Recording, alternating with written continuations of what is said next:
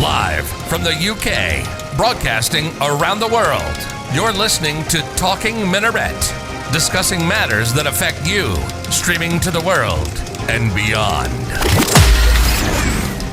Welcome to another episode of Talking Minaret. A lot's happened since the last episode. Trump supporters storming the Capitol Hill, Brexit, Qatari-Saudi Reconciliation, and the blast that happened in the Yemeni city of Aden. So let's talk about this. So Trump supporters stormed the Capitol building on Wednesday, 6th of Jan. Almost like there was a Black Friday sale going on or something like that. And the whole thing doesn't make sense. So let me get this straight. This mob just walked in, as some of the politicians described it as their temple of democracy and basically their version of Makkah. And they managed to go through people's offices and sit in their literal seats of power without any issues. I mean, where were all the Muslim terrorists in this? So, in fact, since COVID-19, where are the so-called terrorists? Where are they? Where are the terror attacks? Are the terrorists now afraid of COVID-19 or something? It reminds me of the fact that countries like this need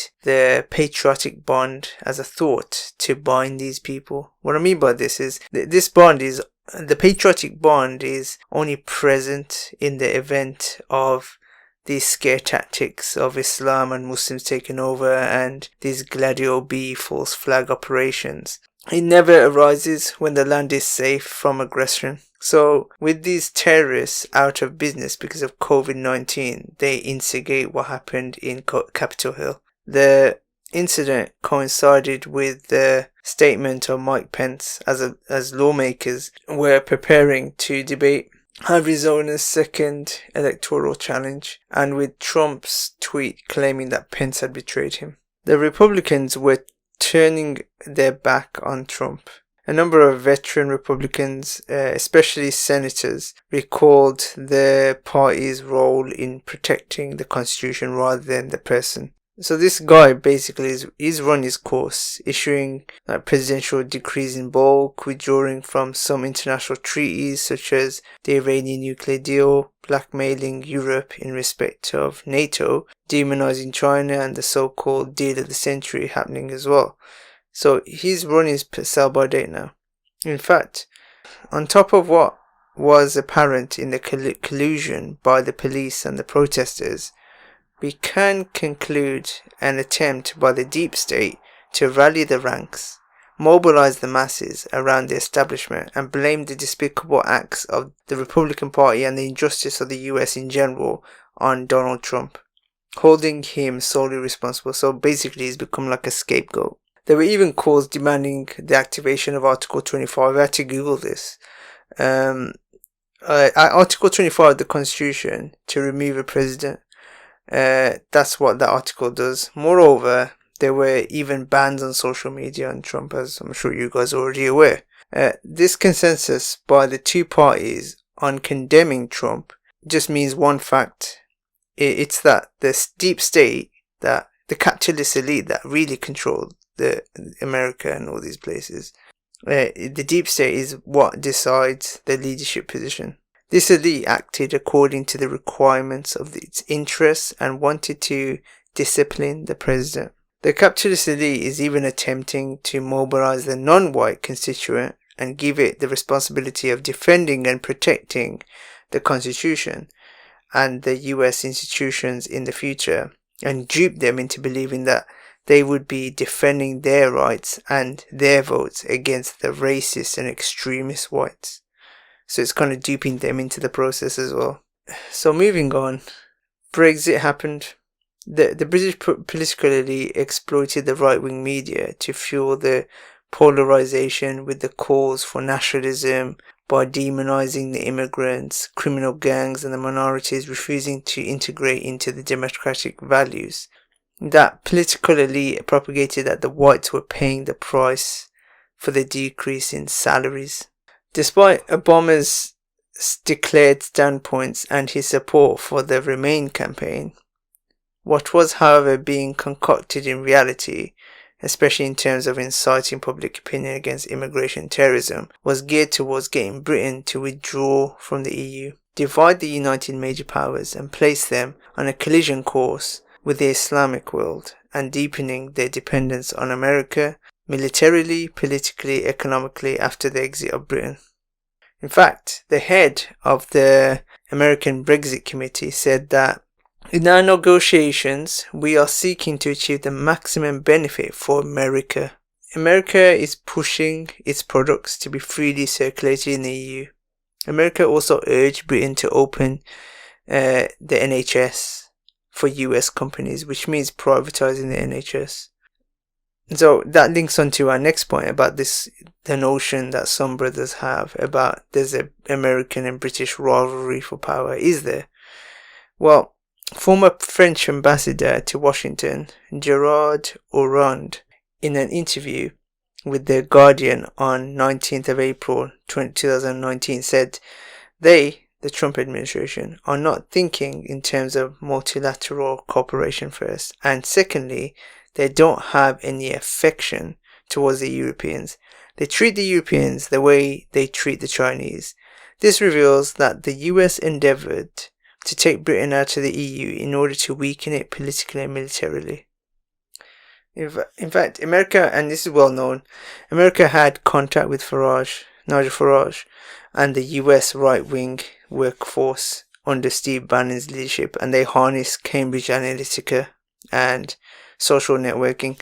If you Google Cambridge Analytica, you'll find out a lot about them, to deepen the popular resentment and Trump's support for Boris Johnson, who championed Brexit. It's clear that America is behind pushing Europe, people like Macron, through identity politics to generate confrontation between Europe and Muslims on the one hand and Europe and China on the other. This whole notion of like Britain and America being in some kind of combat or some kind of war over leadership of the world is just stupid. It doesn't really sum up. There were also the blasts at the airport in the city of Aden in Yemen on the 30th December.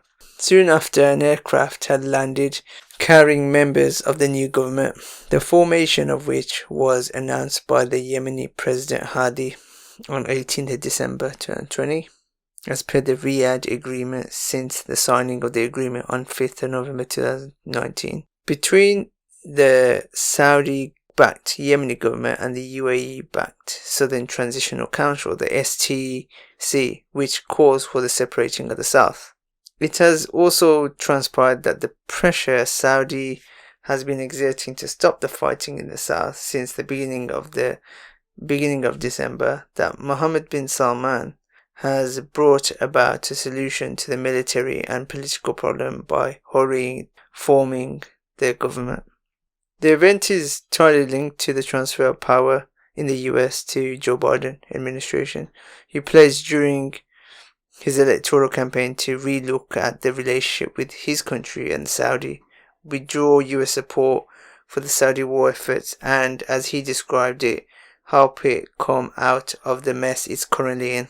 The perception that's been propagated over there of America's aim at dividing Yemen is a media stunt on which the Saudi media has been focusing for the past couple of weeks or so, or more than that possibly, in an attempt to prove that bin Salman was capable of pushing all the players towards a solution and send a message to Biden that he's their man, basically. Reality is there's no real solution to Yemeni crisis. Forming the new Yemeni government was but an attempt to improve the relationship with Biden. Bin Salman is just trying to posture so he can really show that, yeah, he's the go-to man for the situation to Biden. Minutes after the arrival in Aden of the government, whose formation bin Salman had deemed an achievement that he would offer to the Saudi domestic public opinion, and to also prove to them the fact that he's the man for the job, and to the forthcoming US administration, the attack at Aden's airport turned it into a failure for bin Salman rather than achievement.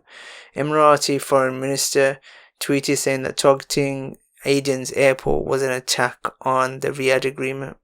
So where did the Houthis fit into this? So the Houthi group, who have discerned the purpose of bin Salman's rushing, denied involvement in the attack, and this confirms that thwarting the Saudi solution was agreed by Iran and its surrogate, the Houthis. The Emirates, he was responsible for the security of the airport, and Israel.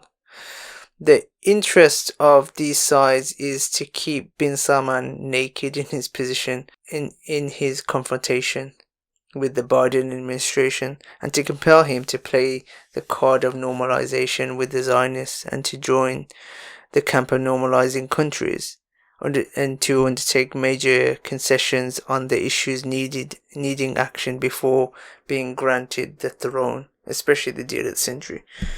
So the US generating a constant state of chaos and instability, and the whole issue of fragmenting Yemen, it's nothing new. If you look at it, it's the same policy that America is pursuing in Libya and Syria to restructure them, and the very policy it practiced in Sudan, and it's separated into South and North now. Something else that happened was the Saudi and Qatari Reconciliation. There's a 41st Gulf Cooperation Council GCC held near Medina on the 5th of Jan. The summit focused on the Saudi-Qatari reconciliation engineered by Trump's son-in-law Jared Kushner. Ever since then, you'll probably see in the news now, vehicles are crossing Saudi Arabia on the border from Qatar for the first time since mid-2017.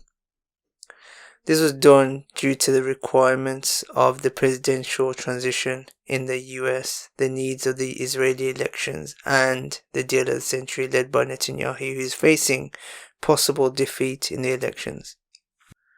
Opening Saudi and Qatari airspace, but not Bahraini and Emirati, at this stage could serve as an indication that America and Netanyahu might be preparing to strike specific Iranian positions and provoke her to retaliate deep into Israel in order to mobilize support for Netanyahu and hinder Iranian negotiations on the nuclear issue. This demand was present at the GCC summit. What was also remarkable is the failure of King Salman al-Sisi and bin Zayed to attend the summit, which was presided over by Crown Prince bin Salman.